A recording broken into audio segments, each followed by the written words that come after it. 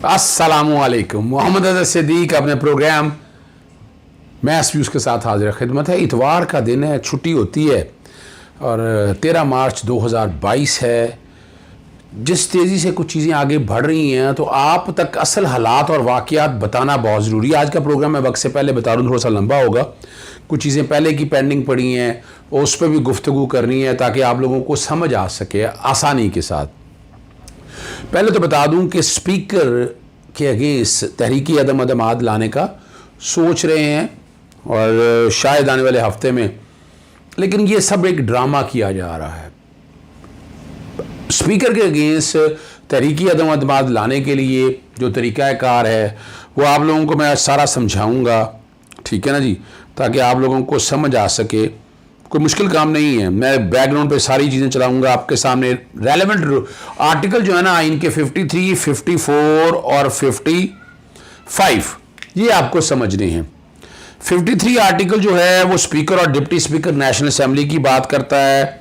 Election हो जाए या खाली हो जाए तो मुंतखब करना है आपने, और अगर स्पीकर गैर हाज़िर हो तो डिप्टी स्पीकर गैर हाज़िर हो तो रूल्स ऑफ प्रोसीजर के मुताबिक कोई ना कोई बंदा चूज़ कर सकता है। और जब तहरीकी अदम एतमाद आए तो स्पीकर के अगेंस्ट आए तो स्पीकर नहीं प्रिजाइड करेगा, अगर डिप्टी स्पीकर के अगेंस्ट आए तो डिप्टी स्पीकर प्रिजाइड नहीं करेगा। और जो निकालना है उसको वो सब आर्टिकल 6 का और उसका जो क्लॉज है तो क्लॉज सी है, is remove from office by resolution of the assembly for which not less than 7 days notice has been given. आज रेजोल्यूशन देंगे तो 7 दिन का नोटिस है। तो ये जो कंफ्यूजन क्रिएट करने की जा रही है ना कि जनाब पहले प्राइम मिनिस्टर का पहले होगा, स्पीकर तब नहीं बैठेगा जो उसके अगेंस्ट तहरीकी अदम एतमाद होगी। तो ये जो बेवकूफ़ बनाने की कौम को कोशिश की जा रही है वो हो नहीं सकता। और टोटल यानी ये नहीं जो लोग हैं 172 लोग ही यहां भी चाहिए स्पीकर को निकालने के लिए। आर्टिकल 54 इजलास बुलाने की बात करता है। 1/4 लोगों ने अपना दे दिया है इजलास समन करने के हवाले से, तो 14 दिन के अंदर अंदर वो आना है, वो आप तक आ जाएगा। और वोटिंग का तरीकाकार आर्टिकल 55 है। इससे जो रेलेवेंट रूल है ना इलेक्शन ऑफ स्पीकर के हवाले से वो रूल 9 है, उसमें दिया हुआ है किस तरह आना है, किस तरह लेना है और स्पीकर का क्या रोल है, डिप्टी स्पीकर का क्या रोल है। तो मैं आगे आपको सिर्फ आसानी के लिए समझाने के लिए बताता रहता हूं। मैं मेजॉरिटी से होना है, अगर स्पीकर के अगेंस्ट आएगी तो डिप्टी स्पीकर आ जाएगा, अगर दोनों के खिलाफ आएगी एट ए टाइम दोनों नहीं वोट होंगी। स्पीकर के अगेंस्ट आती है तो स्पीकर प्रिजाइड नहीं करेगा, डिप्टी स्पीकर के अगेंस्ट आती है तो जो है ना डिप्टी स्पीकर प्रिजाइड नहीं कर सकता उस इजलास को। और वो लोग कहेंगे तरीके आ नहीं सकता, इसी में लिखा हुआ है इनके अंदर कि स्पीकर उस वक्त तक स्पीकर है जब तक नया स्पीकर आ नहीं जाता। बहुत आम इशू है, ये आपसे डिस्कस कर लिया। आगे जो बात आपसे मैंने करनी है वो बड़ी ज़रूरी है। जो फ़ौज का बयानी, फ़ौज को इज्जत, नोट को इज्जत दो, और या ये सारा बयानिया ठुस हो गया। ख़ास तौर पर इनका जो फ्रंट मैन है ना, जो मेन खिलाड़ी है नजम सेठी, वो मिन्नतें तरले करता फिर रहा है कि आप नवाज शरीफ को ले आओ, वो ये भी कर देगा, पैसे भी ले आएगा, मिन्नत तरले भी कर देगा, बूट भी पॉलिश कर देगा, गेट नंबर 4 के पास जाकर बैठ भी जाएगा। वो पहले मैंने सोचा था ज़्यादा बताऊं, लेकिन वो थोड़ा सा पोर्शन सुनिएगा। और इसमें ख़ास तौर पर जो है मलिया हाशमी ने जो बहनों की तरह से है, उन्होंने जो ट्वीट किया, मैं उन्हीं की ज़ुबानी में पढ़ देता हूं तो ज़्यादा अच्छा रहेगा। उन्होंने खूबसूरत ट्वीट किया है इस हवाले से, और उन्होंने लिखा है नजम सेठी का फ़ौज को अनोखा मशवरा, आप सिस्टम चलने दें, नवाज शरीफ जरदारी को दोबारा आने दें, ये बाहर से पैसा लाएंगे, आपको भी खिलाएं पिलाएंगे, गरीबों को भी शायद थोड़ा बहुत दे दें कुछ। सुनिएगा।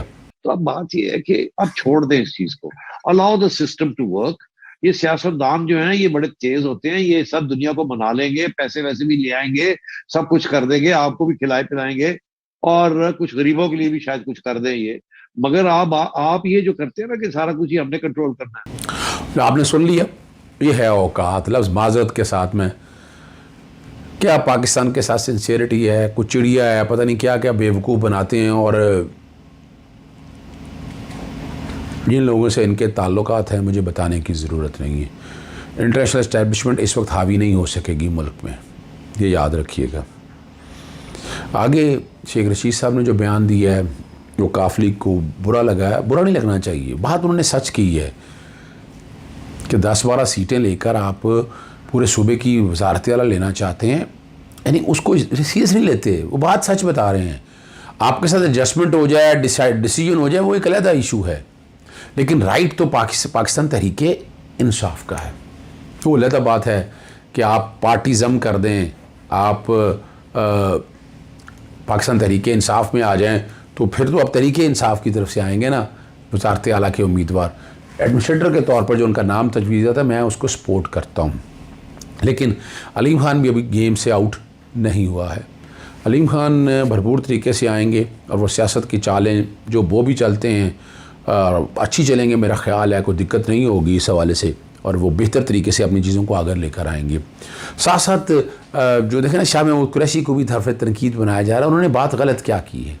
बात तो सही की है ना, आर्टिकल 63A आ जाए ना, डिफेक्शन इसीलिए है, जाएँ जाकर इस्तीफ़ा दें और नया इलेक्शन लड़ें और आकर वोट दे दें। ये तो वोट अमानत है पार्टी लीडर की, और उस पार्टी की अमानत है, याद रखिएगा। तहरीक इंसाफ बासियत सियासी जमात के, ये उसकी अमानत है वोट, और आप जब करेंगे तो आप बेईमानी करेंगे, फ्लोर क्रॉसिंग करेंगे, और ये ज़मीर शमीर की आवाज़ें की बातें नहीं, ज़मीर की आवाज़ तो ये इस्तीफ़ा दें आप, और छोड़ें इस बात को। आगे आपको लेकर चलते हैं। 2-3 अहम इश्यूज़ हैं,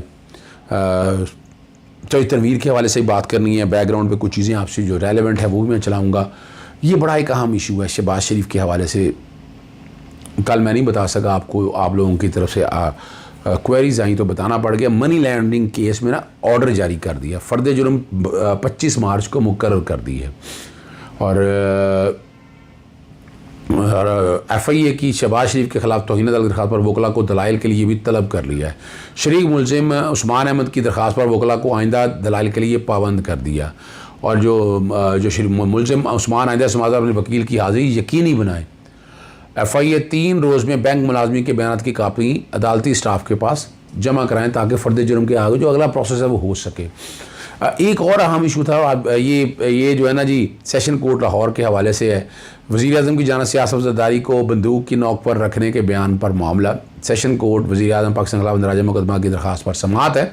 मुतल्लिका पुलिस से 24 मार्च को जवाब तलब कर लिया है। एडिशन जज मुदस्सर उमर बोदला ने अदील चौधरी एडवोकेट की दरख्वास्त पर समाअत की है।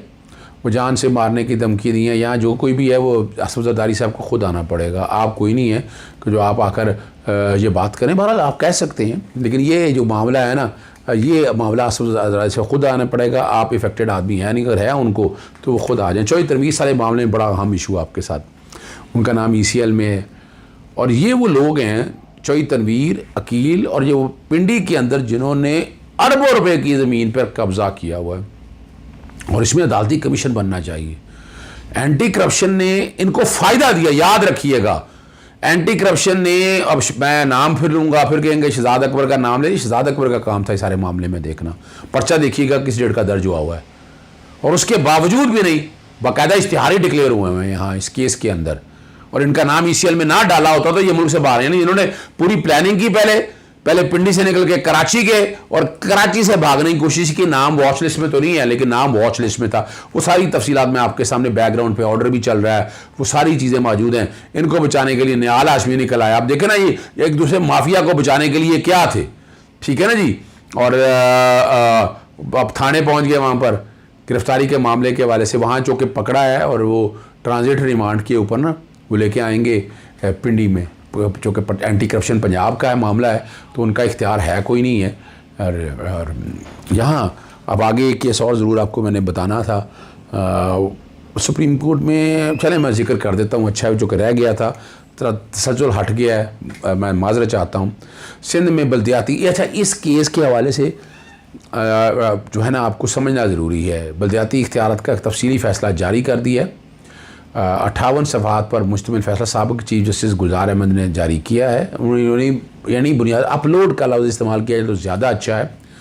आइन कानून साज़ों को रियासती इदारों पर लामहदूद सवाबदी इख्तियारात नहीं देता। सवाबदीदी इख्तियारात का इस्तेमाल ईमानदाराना और शफाफ अंदाज में होना चाहिए। आइन पाकिस्तान तमाम कवानीन से बालातर है। उसके मुतसादम पर कानून गैर आइनी होगा।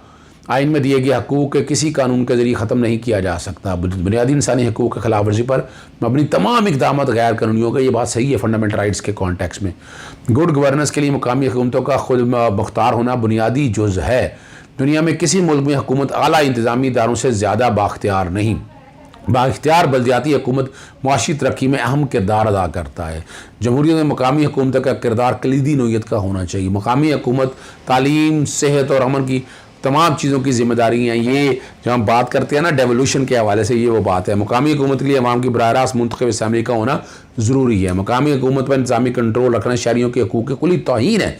सिंध बल्दियाती कानून के शिक 74 और 75 जो है ना आइन से मुतसादम है। आइन के आर्टिकल 140 का मकसद मकामी हुकूमतों को मुकम्मल तौर पर इख्तियार बनाना है। आइन मकामी हुकूमतों को सियासी, माली और इंतज़ामी जिम्मेदारियाँ देता है। आर्टिकल 140 के बैकग्राउंड पे मैं चला रहा हूँ।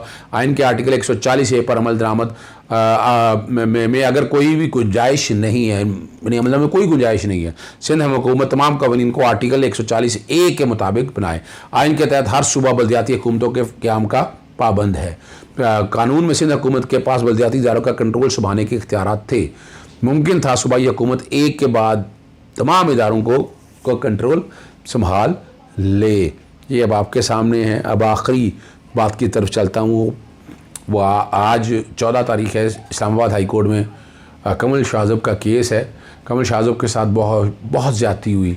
वही माफिया सारा उनके अगेंस्ट एक लड़की की बतूल किया गया, वो बड़ी प्लानिंग के साथ आई और वो जो उन्होंने सच चैनल ने जो चलाया है बाकायदा उसके अगेंस्ट जो है पैमरा में दरख्वास्त दे दी है। और लाहौर हाई कोर्ट का फ़ैसला भी आ चुका है। वो बैकग्राउंड पे मैं कोशिश करूँगा वो भी चल जाए, जिसमें जैसे तारिक सलीम ने कह दिया है कि पीका कानून कानूनी है और बाकायदा क्रिमिनल डेफेमेशन भी अलाउ है। ये अदालत का फ़ैसला है, बड़ा वाज़ेह तौर पर आ चुका है। मैं यहाँ जोहेब भट्ट हमारे दोस्त हैं, समर में प्रोग्राम करते हैं पुकार के नाम से। बीकन हाउस यूनिवर्सिटी में पीका के कानून पे बड़ी डिटेल, बड़ी जूद हासिल बहस हुई। मैं सारा तो नहीं चला रहा, मुजीब रहमान शामी भी थे, मैं भी था और पाकिस्तान तहरीक इंसाफ की एक MPA भी थी। मेरा नुक्ता नज़र सुनिएगा, फिर प्रोग्राम ख़त्म करेंगे। बेसिकली मेरा सवाल थोड़ा सा लंबा है और मैं छोटा कर ले यार। सर अगर हम देखें तो critic through out the history होती आ रही है, डिफरेंट चैनल्स बनते थे। इस तरह सर ने कहा कि 2010 में इन्होंने फेसबुक बंद किया, उसके फ़ौरन बाद फेसबुक के फ़ौरन बाद यूट्यूब भी बंद हुआ, और जिसकी वजह से क्या हुआ कि टेक्नोलॉजी में हम दुनिया से पीछे चले गए। मोनेटाइजेशन होती रही पूरी दुनिया में, दुनिया उसे पैसे छापती रही और 2016 के 17 में आके पाकिस्तान में आके यूट्यूब खुला। तो सर अगर हम बैनिंग कल्चर को प्रमोट करने की बजाय अगर हम मॉरल वैल्यूज़ बेसिक सिखाना शुरू कर दें तो क्या बताइए ये सारी हरकतें ना हो। आप आज अभी ये काम करें, हॉलोकॉस्ट लिखें।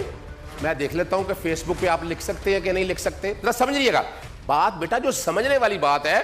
हम फ्री फ्लो के आगे बिल्कुल खिलाफ नहीं है, समझना है एक लिमिट्स हैं। आप उस लिमिट्स के मिसाल के तौर पर आप क्रिटिक्स करना है, तनकीद करना करें।